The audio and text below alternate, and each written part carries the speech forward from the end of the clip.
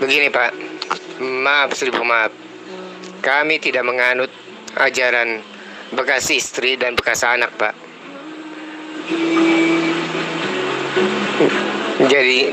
Jadinya tolong dipahami dulu di situ. Sebab kita hidup di zaman modern dan dengan tingkat sosial yang tinggi, bukannya zaman batu yang biadab itu. Walaupun sebenarnya itu adalah nafsu untuk jinas menikmati tubuh Zainab, kalian bungkus dengan segala macam dongeng dan dusta untuk membenarkan bahwa perzinahan bapak dan menantu itu dibenarkan dalam Islam. Saudara tidak perlu minta maaf, karena berbicara mengenai persinahan atau pencabulan, hanya kitab Kristen lah yang acap kali mempertontonkan dalil-dalil yang membangkitkan nafsu syahwat bagi manusia yang normal. Kaitannya dengan tuduhan Anda terhadap Al-Quran, kaitannya dengan Rasulullah Muhammad SAW, dengan istri dari Said, itu pengetahuan Anda tidak akan pernah sampai ke sana. Kenapa? Karena Anda tidak memahami Al-Quran. Yang Anda tahu hanya menghujat, dan yang Anda tahu hanya terjemahan, lalu kemudian Anda pahami terjemahan itu dengan pemahaman Anda yang hanya seupil itu. Kalau Anda mengatakan Anda tidak memahami atau tidak menganut konsep orang tua bekas anak atau bekas orang tua, itu Anda salah. Karena kalau kita menelusuri dengan teliti di dalam kitab Anda, bagaimana kemudian Abraham diceritakan meminta istrinya untuk berdusta kepada Fir'aun agar istrinya itu bisa dinikahi sama Fir'aun. Artinya kitab Anda juga mengajarkan bagaimana seorang wanita memiliki dua suami. Itu pelajaran yang sangat naif menurut saya.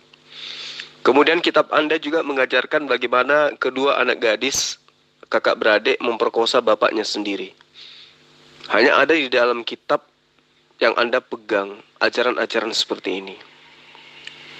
Belum lagi kalau kita melihat terjemahan-terjemahan tahun 1928 ya, itu sangat naif sekali, mengenaskan. Maka patutlah kemudian ketika gereja-gereja itu tidak menggunakan toa, karena malu membacakan dan didengarkan oleh umat lain apa yang tertuang di dalam kitabnya. Contoh misalnya di dalam Yehezkel 23 ayat 1 dan seterusnya, di situ dikatakan bahwa datanglah firman Tuhan kepadaku, lalu kemudian Tuhan itu berfirman, hai anak manusia, ada dua orang perempuan anak dari satu ibu, mereka bersundal di Mesir, mereka bersundal pada masa mudanya, di sana susunya dijama-jama dan dada keperawanannya dipegang-pegang. Ini ada dalil-dalil yang tidak cocok untuk disebut sebagai firman Tuhan. Ya. Belum lagi dalil-dalil yang menerangkan bagaimana kemudian ada perintah dari seorang yang memiliki anak memerintahkan kepada orang banyak untuk memperkosa anak perawannya.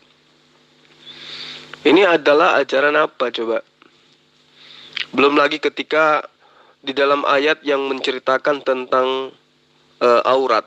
Saya mohon maaf ya, di kitab Anda itu mencoba untuk mengambil kata aurat sesantun mungkin, padahal original teksnya kalau Anda ingin cermati dengan baik, itu bukan aurat di situ, tapi menyebut kelamin laki-laki. Ya, lalu dikatakan yang KTTL seperti KTTL keledai dan zakarnya seperti zakar kuda. Anda harus banyak belajar untuk memahami dalil-dalil yang ada di kitab Anda. Jadi jangan Anda melihat kuman dengan menggunakan pipet di atas Monas dan kumannya itu ada di Surabaya. Anda akan ditertawakan orang. Karena agama Anda itu lengkap, include semua dalil-dalil pencemaran yang ada di dalamnya. Ya. Jadi kalau mau membaca informasi-informasi porno atau cabul, ya silakan buka kitab Anda sendiri. Kalau Anda tidak percaya, boleh saya tunjukkan dalilnya. Muslim janganlah bertakia. Ya, al-azab itu adalah suatu bukti kecabulan Allahmu. Saya pengen tanya, atas dasar apa Allah menjilat ludahnya sendiri? Sebab di dalam An-Nisa 24 dan 25, Allah mengharamkan umatnya untuk menikah dengan saudara-saudara sekandung, seibu dan sebapak. Nah, anehnya dalam Al-Azab 50:51 semuanya itu dihalalkan bagi sang Nabi. Kenapa? Kenapa bisa turun azab nuzulnya itu? Apakah karena A, si Muhammad, Allah melihat Muhammad selalu ereksi? B, karena kerabat Muhammad itu sudah waktunya kawin, dan ini ada suatu siasat untuk bisa menikmati mereka tanpa bayar mahar. Atau C, karena si Muhammad sering minta-minta gadis baru, maka Allah memberikan 7 macam pilihan perempuan yang bisa dia pakai, yaitu tante, ipar, sepupu, keponakan, mantu, budak, tawanan, dan semua perempuan yang menyerahkan diri untuk dipakai oleh Muhammad karena takut menjadi perawan tua. Nah, apakah ini bisa dibilang suatu peraturan yang wajib dari Allah untuk manusia? Saya rasa tidak. Ya, kecuali Bapak emang rada-rada, ya maaf ya, kurang berpendidikan dan kurang berwawasan luas sebagai manusia. Nah, oke. Wassalam. Jadi gini, perkataan seekor serigala bahwa Rasulullah Muhammad SAW itu diperbolehkan untuk menggauli wanita mana saja, itu adalah perkataan ya layaknya binatang, kan gitu ya. Perkataan buruk, perkataan dusta yang tidak berdasar, yang biasa dikatakan oleh para pendengki syariat Allah dan Rasulnya. Nah, kemudian Anda membawa-bawa Al-Quranul Karim, Anda menerjemahkan, Anda memahami terjemahan, maksud saya, kemudian Anda memaparkan kebencian Anda itu tanpa berdasar terhadap ilmu. Ya. Kalau Anda memahami Al-Quran, Anda tidak akan pernah mungkin mengatakan hal yang seperti itu. Tadi Anda menceritakan tentang apa tuh? Pernikahan Rasulullah dengan Zainab binti Jahsh. Umat Islam mengetahui bahwa sebelumnya Zainab itu adalah istri dari Said bin Haritsah. Sehingga terkadang dia dipanggil dengan Said bin Muhammad. Dan sesungguhnya pernikahan Rasulullah SAW dengan Zainab bin Jahsh itu setelah diceraikan oleh Said. Itu yang perlu kamu pahami. Lalu kemudian, ketika Anda mengatakan Rasulullah Muhammad SAW itu ya, diperbolehkan untuk menikahi siapapun berdasar terhadap Al-Ahzab ayat 50. Ya, disinilah saya sebagai Muslim yang mengerti Al-Quran menganggap Anda itu adalah serigala hitam yang tidak ada ilmu. Wa ma malakat yaminuka mimma afa Allah alaik wa banati ammika wa bana ammatika wa banati halika wa banati khalatika allati hajarna ma'ak. Jadi di ayat ini dikatakan, dan demikian pula anak-anak perempuan dari saudara laki-lakimu, anak-anak perempuan dari saudara perempuan bapakmu, anak-anak perempuan dari saudara laki-laki ibumu, dan anak-anak perempuan dari saudara perempuan ibumu yang turut hijrah bersama kamu. Nah, di ayat ini itu tidak ada yang mengatakan bahwa Rasulullah Muhammad SAW bisa menikahi ya, 2 perempuan sekaligus. Layaknya di dalam kitabmu ada seorang yang dikatakan Nabi ya, diperkosa oleh 2 anak gadis kandungnya. Itu parah itu ya. Karena itu sudah diceritakan secara mendetail bagaimana seorang gadis bersama dengan adiknya memperkosa bapaknya sendiri. Biasanya yang terjadi itu adalah orang tua memperkosa anaknya, yang santer kita dengarkan. Ini kebalik. ada sebuah buku yang dianggap suci menceritakan orang tua diperkosa oleh kedua anak kandungnya sendiri, yaitu anak gadisnya sendiri. Nah, ayat daripada surah Al-Ahzab ayat 50 ini itu jelas merupakan sikap moderat, ya, dan satu akhlak yang sangat mulia yang jauh dari peremehan dan berlebih-lebihan. Tetapi Anda tidak memahami itu, karena ini adalah bercerita tentang kaidah syariat. Nah, sesungguhnya di dalam pemahaman kami terhadap ayat ini, itu tidak ada perintah untuk menikahi saudara perempuan, yaitu saudara kandung, istri menikahi dua wanita yang bersaudara kandung. Tidak ada perintahnya di situ. Nah, ayat ini justru itu memberikan penggambaran bahwa sesungguhnya orang-orang Nasara itu tidak dibolehkan menikahi seorang wanita kecuali jika jarak antara laki-laki dan wanita itu dipisahkan dengan 7 orang kaki atau lebih. Lalu kemudian di dalam ajaran Yahudi, dibolehkan seorang laki-lakinya menikahi anak perempuan dari saudara laki-laki kandungnya dan anak perempuan dari saudara perempuan kandungnya. Jadi inilah yang kemudian Islam luruskan. Kalau di dalam agama Yahudi dulunya, seorang laki-laki itu bisa menikahi ponaannya sendiri, anak dari saudara laki-laki kandungnya, atau anak perempuan dari saudara perempuan kandungnya. Jadi boleh dikata anaknya sendiri dia nikahi.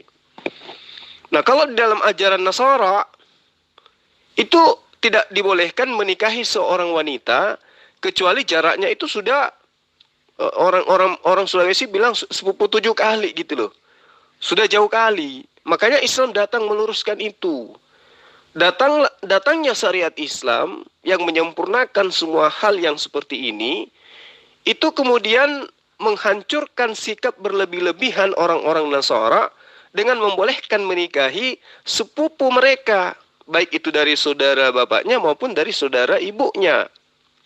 Itu yang perlu kamu pahami. Lalu kemudian syariat ini juga mengharamkan apa yang dilakukan oleh orang-orang Yahudi yang membolehkan menikahi anak perempuan dari kakaknya atau adiknya sendiri, berarti ponaannya sendiri. Justru Al-Ahzab ayat 50, ayat 51 ini membuka pikiran orang yang berakal bahwa kedatangan hukum Islam, syariat Islam, itu meluruskan ajaran-ajaran yang tidak rasional yang dianut oleh bangsa-bangsa terdahulu atau agama-agama terdahulu. Nah, yang lebih parah kemudian muncul adalah munculnya agama baru bernama Kristen yang membolehkan bukan hanya menikahi ponakan sendiri, tapi boleh menikahi sesama jenis, bahkan boleh menikahi binatang. Jadi Anda harus sadar itu, Agus, ya.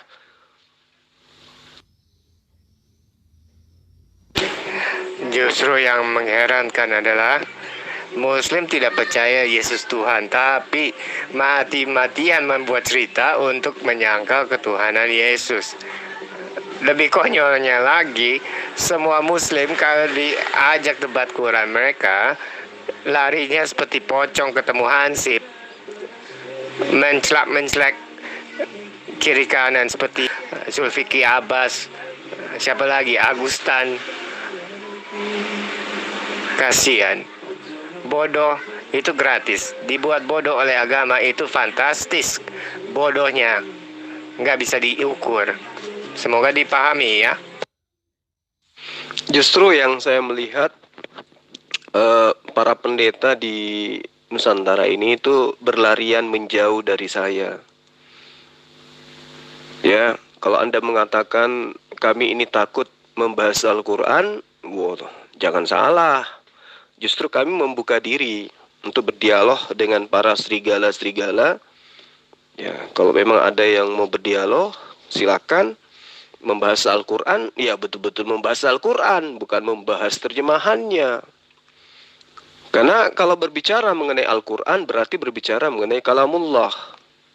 Berarti harus masuk kepada kaidah-kaidah bahasa yang ada di dalamnya. Unsur-unsur keilmuan, disiplin ilmu yang mendukung terhadap kalamullah itulah yang harus dikaji. bukan terjemahan.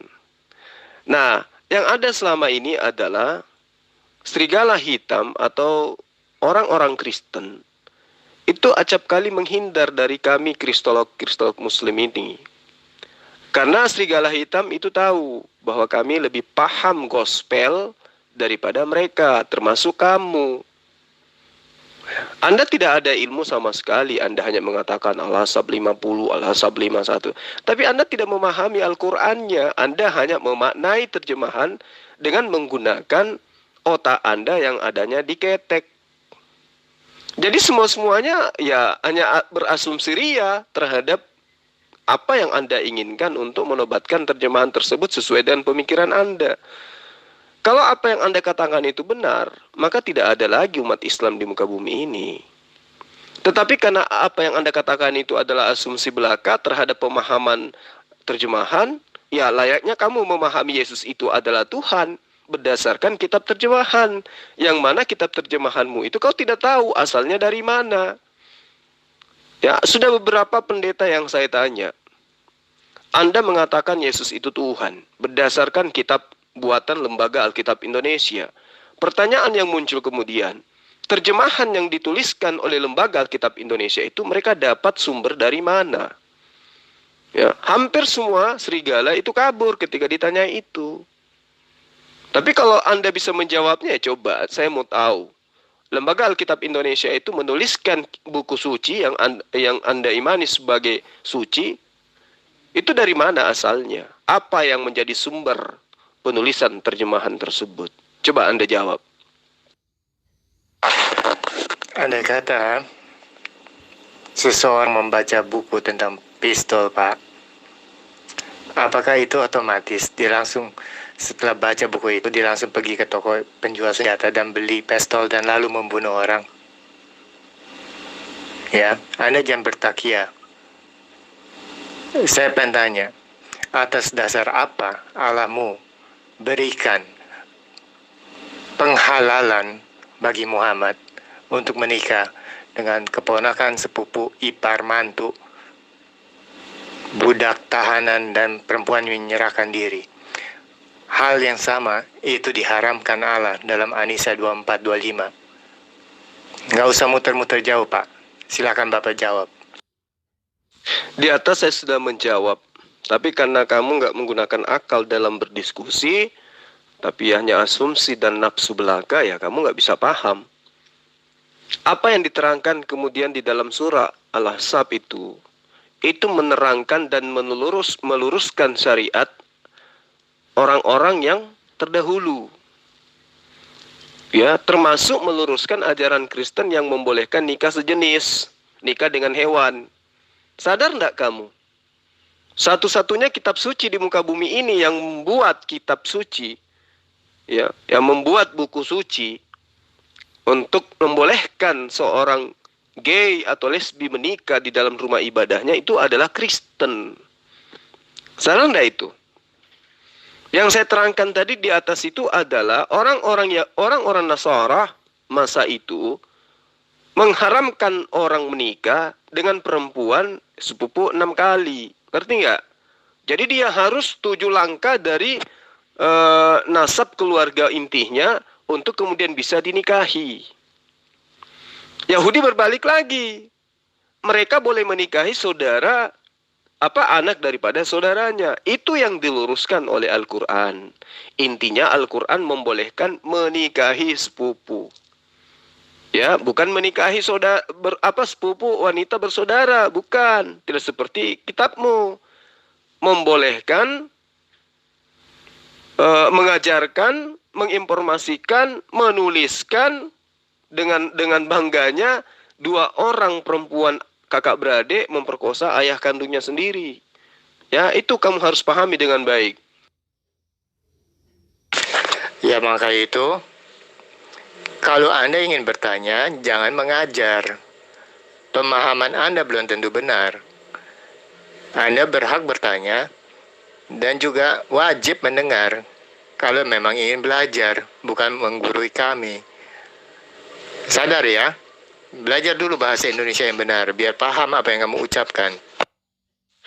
Sekarang kamu jawab saya, Kitabmu itu mengajarkan dua perempuan kakak beradik memperkosa bapaknya sendiri. Kamu nggak malu dengan dalil itu, dalil seperti itu ada di dalam kitabmu? Nggak malu? Di dalam kitabmu menceritakan tentang kelamin seperti kelamin kuda, besarnya seperti zakar kuda. Kamu nggak malu dalil-dalil seperti itu ada dalam agamamu? Kemudian kamu mengambil terjemahan Al-Quran tanpa ilmu, kau menjelaskan sesuai dengan kehendakmu sendiri. Kamu nggak malu gitu? Ya. Ada Tuhan dilahirkan dari kelamin perempuan. Kamu nggak malu itu?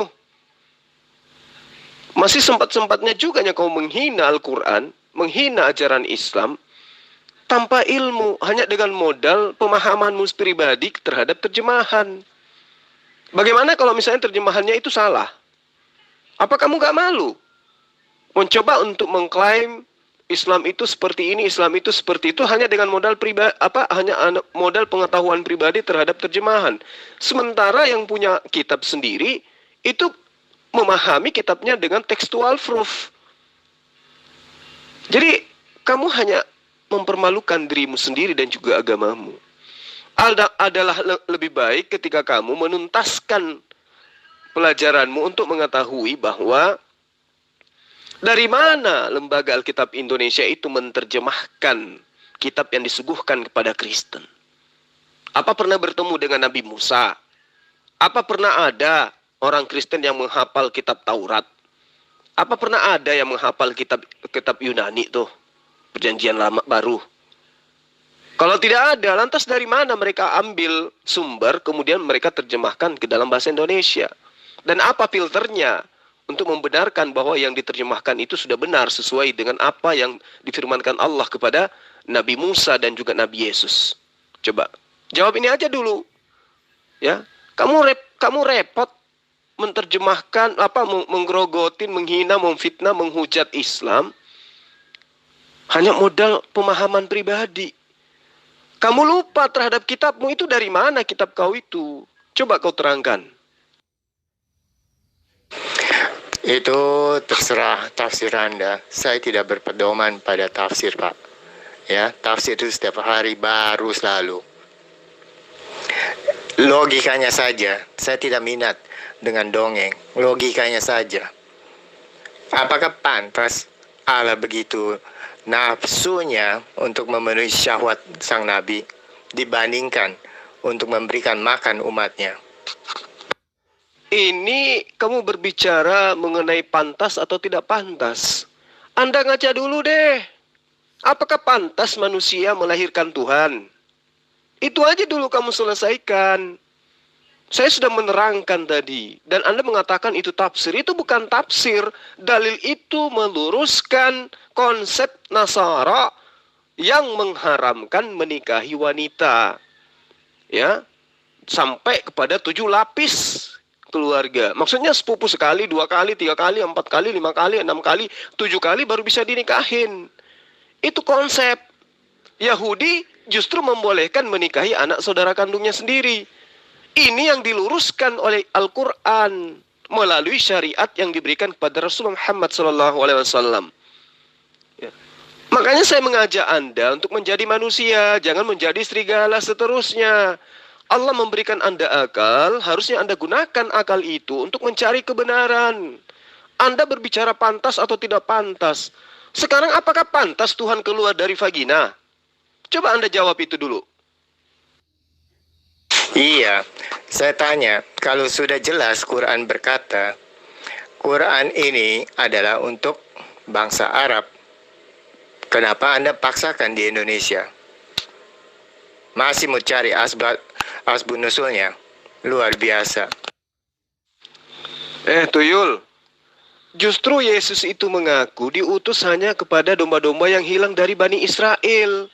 Lah kamu Bani apa? Hah? Makan babi itu Bani apa? Tidak bersunat itu Bani apa?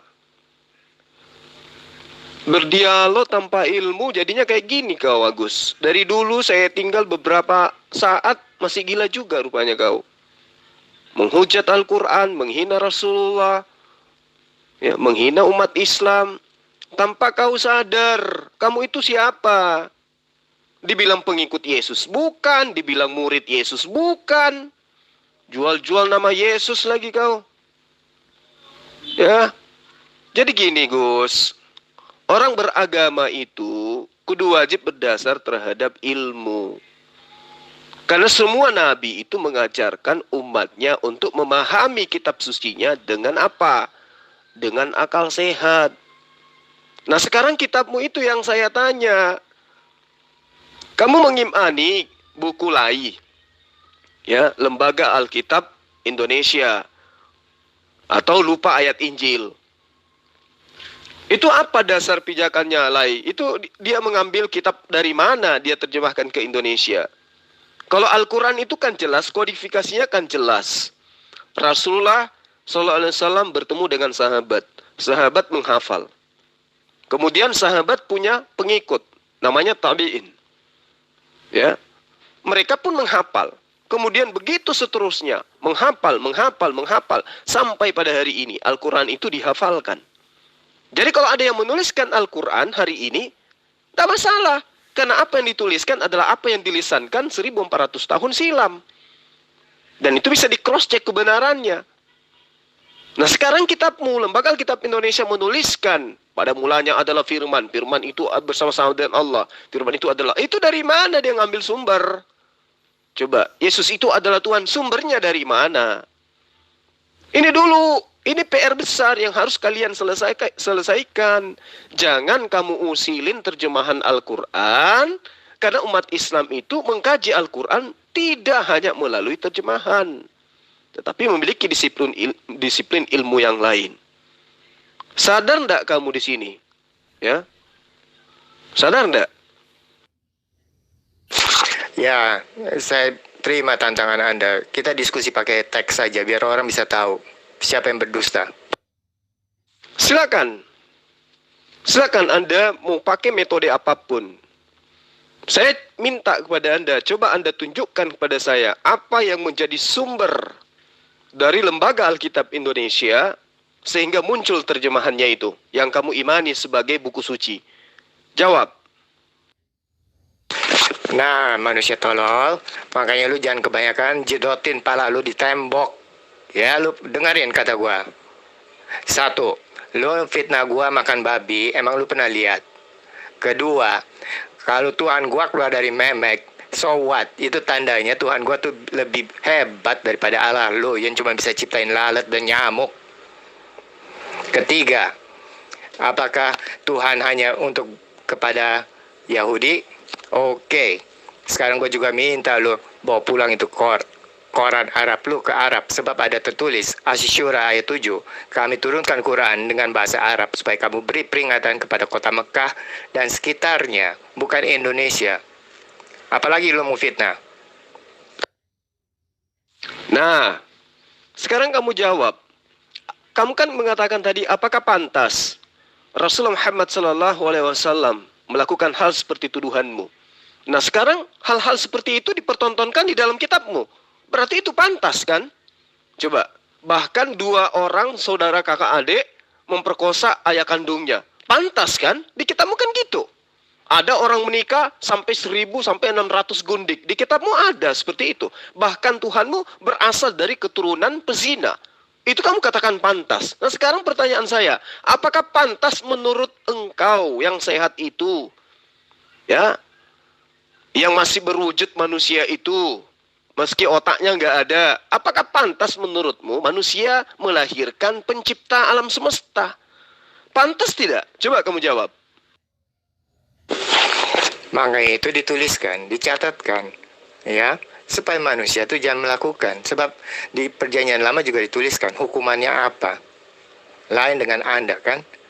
Bukannya hanya diperintahkan untuk sundal dan zina di bumi, tapi juga dijanjikan zina dan sundal di surga. Udah jangan pura-pura bego, Zul, kalau emang bego. Lu pernah baca Alkitab kagak? Buktinya aja lu nuduh pernikahan gay sama kelamin dengan binatang. Mana buktinya? Dasar anjing kamu, macam-macam fitnah Alkitab sama orang Kristen. Sekarang gue tuntut lo, buktiin. Di mana lu pernah lihat gue makan babi? Di mana lu pernah lihat gue nggak sunat? Jangan fitnah lo, hati-hati. Itu kitabnya agama lain. Kitabnya orang Yahudi. Ya, bukan kitabnya orang Kristen. Kamu mengambil kitab imamat. Loh, emang itu jadi acuan perilaku bersyariatnya, berhukum agamanya Kristen? Emang Kristen itu berdiri di atas pondasi kitabnya Yahudi? Emang orang Kristen itu di dalam kehidupannya berhukumkan terhadap hukum perjanjian lama? Jadi kalau kamu mau menipu, kamu jangan sembunyi di balik kitabnya orang Yahudi. Gunakan kitabmu sendiri. Nih saya ajarkan nih, dalam 1 Korintus 15, ya, di dalam kitabmu, itu diterangkan bahwa orang-orang Kristen itu kelak tidak akan dihukum darahnya, tidak akan dihukum dagingnya. Jadi kalau mau melakukan apapun di muka bumi ini yang berlandaskan terhadap biologis, sah-sah saja. Boleh-boleh saja. Mau berzina dengan ayam, berzina dengan babi, sah-sah saja. Berzina dengan kodok juga bisa sekiranya Anda mampu. Karena kenapa? Di hari kebangkitan, Kristen itu tidak akan bangkit dengan jasadnya. Makanya Paulus pendiri Kristen mengajarkan kepada kalian bahwa kelak orang Kristen itu tidak bangkit lagi dagingnya, tidak bangkit lagi darahnya, yang bangkit adalah rohnya. Berarti jasad dan juga darahnya, dagingnya, tubuhnya, jasmaninya bisa melakukan apa saja, boleh. Dalil penguatnya jelas, Galatia 5 ayat 1. Dengan matinya Yesus, maka kalian dibebaskan dari kuk penghambaan. Kalian dimerdekakan dari hukum-hukum Tuhan. Lantas kenapa ketika saya tanyai tentang persundalan, kamu bawa-bawa imamat? Tuyul, di agamamu itu, dengan matinya Tuhan kau itu, yang berupa manusia yang keluar dari kelamin wanita, maka kamu itu dibebaskan dari hukum Taurat. Artinya kalau kau dibebaskan dari hukum Taurat, berarti kamu bebas melanggar 10 hukum itu. Dan juga bebas melanggar semua 600 aturan di dalam ajaran Torah itu. Karena kau sudah dibebaskan, kamu sudah dimerdekakan. Jadi kamu jangan membual, sembunyi di kitabnya orang Israel. Harus kamu itu punya malu. Orang Kristen itu adalah orang yang selamat, dijamin masuk surga. Kenapa? Karena mereka sudah dibebaskan dari aturan Tuhan. Giliran membahas tentang pencabulan, di mana di kitabnya Bani Israel ada pelarangan pencabulan, kamu sembunyi di situ. Itu namanya bahlul. Ya. Makanya kalau kamu itu mau menghujat Al-Quran, kamu lihat ajaran agamamu dulu. Apa pantas, ya, kamu menghujat Al-Quran, tetapi hanya menggunakan terjemahan, dan hujatanmu hanya berdasar terhadap pemahaman pribadimu. Sadar enggak kau tuh, Gus? Tapi kayak mana mau kau sadar? Kamu itu makanan-makanan yang diharamkan oleh Yesus. Minumanmu juga minuman yang diharamkan oleh Yesus. Kayak mana mau sadar kau? Nah, makanya itu juga lu gobloknya tolong dihilangin juga, ya. Nah, coba lu baca itu. Al-Maidah 46, apa isinya?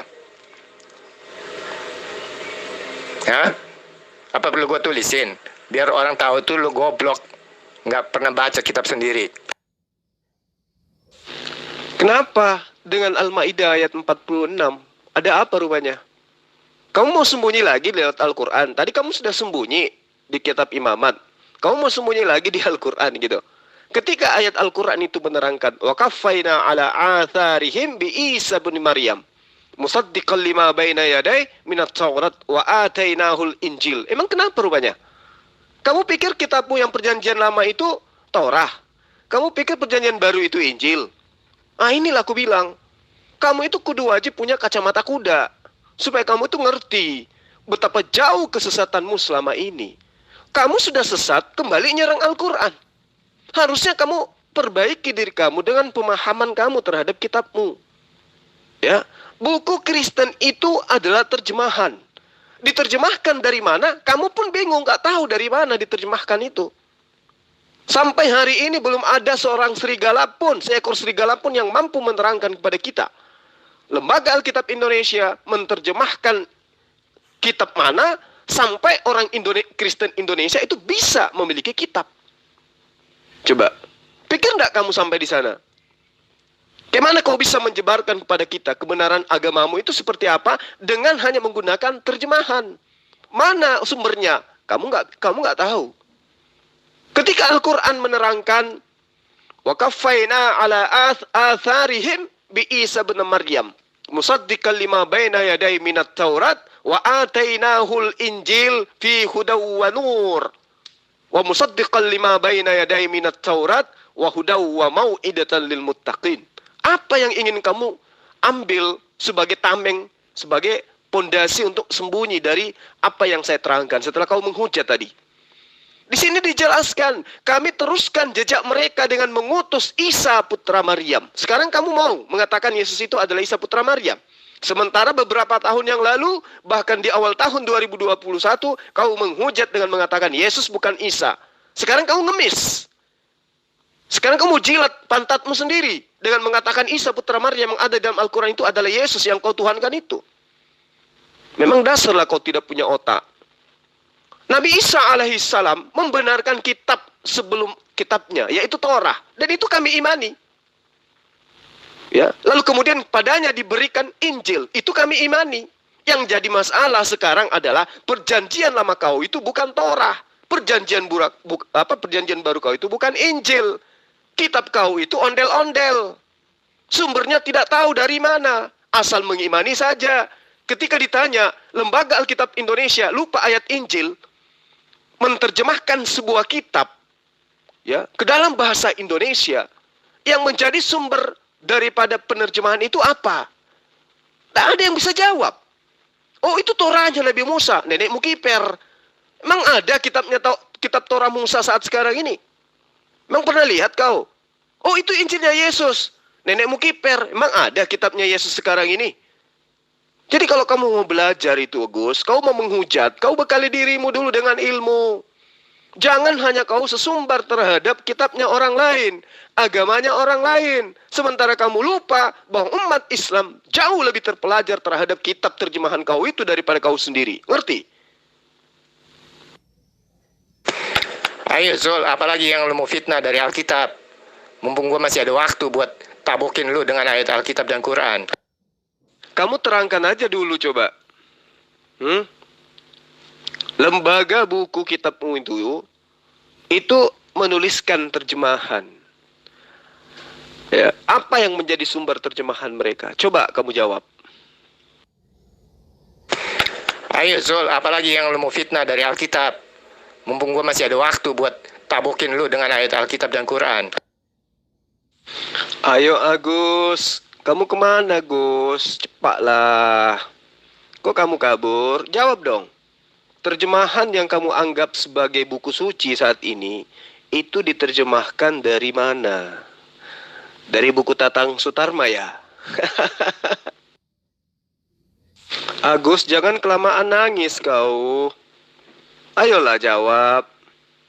Ya, lupa ayat Injil atau lai itu menerjemahkan buku mana? Sampai kalian punya buku yang kau anggap suci, yang kau sebut kemudian dengan sebutan Alkitab tanpa malu-malu. Ayo dong jawab. Oke, karena saya anggap si Agus ini, serigala hitam kurapan ini sudah kabur, ya nggak bisa mau jawab apa, hanya modal hujat, ya. Kebanyakan makan guguk sih soalnya. Jadi saya sudahi ya. Pesan terhadap kalian yang ada di sini, teman-teman Kristen yang masih bisa siuman, yang masih bisa disadarkan, cobalah kalian itu berpikir dengan akal sehat. Ya, dari mana kitab atau buku yang kalian anggap Alkitab itu? Sementara Alkitab itu adalah nama lain daripada Al-Quran. Jangan-jangan usil daripada Lembaga Alkitab Indonesia itu mengambil kata Alkitab itu untuk menutupi buku yang mereka terjemahkan. Sumber menjadi terjemahan mereka juga tidak jelas dari mana. Ingat, Musa kitabnya itu usianya sudah 3000 tahun lebih. Bagaimana mungkin kemudian Lembaga Alkitab Indonesia atau lupa ayat Injil itu bisa menulis sebuah terjemahan yang tidak jelas asal-usulnya. Tidak ada satu manusia pun ya setelah Esra yang menghafal Torah. Tapi kenapa di tahun ini masih ada juga buku terjemahan Indonesia yang mengaku bahwa itu berasal dari Torahnya Nabi Musa atau kitab Tanak. Demikian juga pengajaran Yesus. Tidak ada satu manusia pun yang bisa membuktikan bahwa penulis kitab yang kalian anggap perjanjian baru itu pernah bertemu dengan Yesus. Ya, cuma nama Yohanes, nama Matius, yang Lewi itu kemudian ditempel di kitab kalian supaya dianggap sebagai murid Yesus. Lukas, Markus sama sekali, apalagi Paulus itu tidak pernah ketemu dengan Yesus. Jadi pesan buat Agus secara pribadi, Anda kalau ingin menghujat, Anda perbanyak dulu belajar.